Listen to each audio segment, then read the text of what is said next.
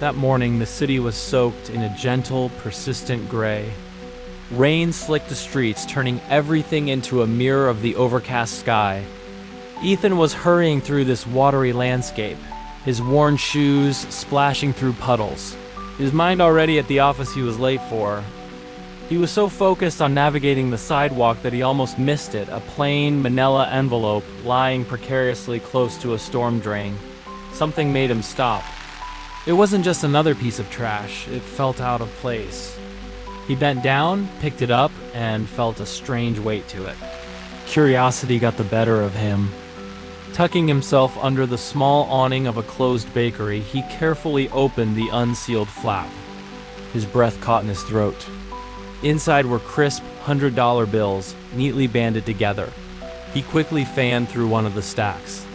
It didn't take long to estimate the total. $10,000. Just sitting there, waiting for the rain to wash it away. His heart started to pound, a frantic drum against his ribs. $10,000. That wasn't just money. It was a lifeline. It was 3 months' rent paid in full. It was the repair bill for his mother's aging car, the one she depended on. It was a chance to finally breathe without the weight of debt pressing down on him. For a moment, the relief was so overwhelming it felt like sunshine breaking through the clouds. He could just walk away. No one saw him. The money was a miracle, an answer to prayers he hadn't even dared to speak. But as he clutched the envelope, a different feeling began to creep in, cold and sharp. Guilt. It arrived faster and hit harder than the initial wave of elation. Whose money was this? Who had lost it? What kind of hole had this loss torn in someone else's life? The image of his own mother's worried face flashed in his mind. What if it had been her? The thought was unbearable. The money suddenly felt heavy, not with possibility, but with responsibility. He couldn't just keep it. His conscience wouldn't let him. But turning it over to the police felt anonymous, uncertain. Would it ever find its way back to the owner? Taking a deep breath, he decided on a different approach. He went home, dried off the envelope as best he could, and logged onto a local community forum. His fingers hesitated over the keyboard before he typed out a deliberately vague message. Found something valuable this morning near the corner of Elm and Main. If you can describe it and its container in detail, I'll make sure it gets back to you. He hit post and leaned back, his stomach churning with a mix of anxiety and hope. He knew the odds were slim. It was a shot in the dark, a message in a bottle tossed into the vast ocean of the internet. Hours passed, each one stretching into an eternity. Ethan checked his phone compulsively, his heart leaping at every notification, only to be disappointed by spam or irrelevant comments.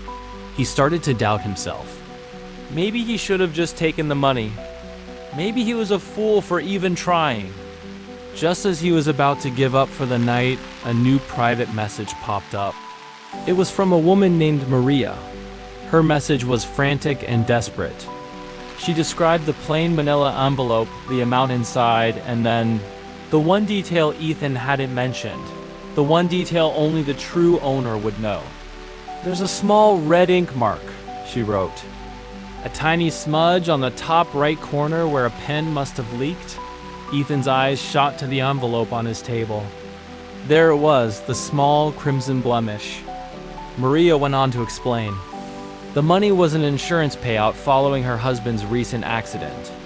He was unable to work and the money was everything they had left. It was for their mortgage, their groceries, their son's medication. It was their only means of staying in their home, of keeping their family afloat while her husband recovered. Her words painted a picture of panic and despair so vivid that Ethan felt a lump form in his throat. He immediately wrote back, "I have it. It's safe. Where can we meet?"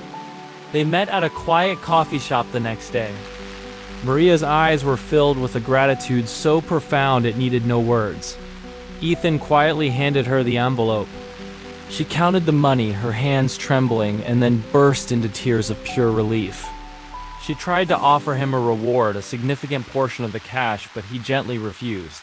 It wasn't his to take. After a moment, she insisted, pulling out a single $100 bill. "Please," she said, her voice thick with emotion. "Keep this. Not as a reward, but so you remember that honesty still pays. So you remember the good you did today." This time, Ethan accepted.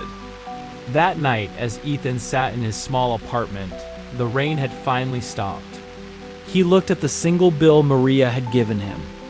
It wasn't $10,000, but it felt more valuable. He realized then that true wealth isn't about what you have in your bank account or what you manage to keep for yourself. It's measured in the choices you make when no one is watching.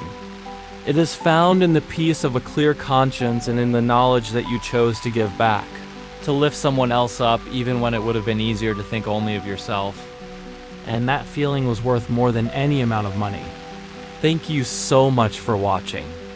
If this story resonated with you, please consider liking the video and subscribing to our channel for more content that explores the better side of human nature. We'll see you in the next one.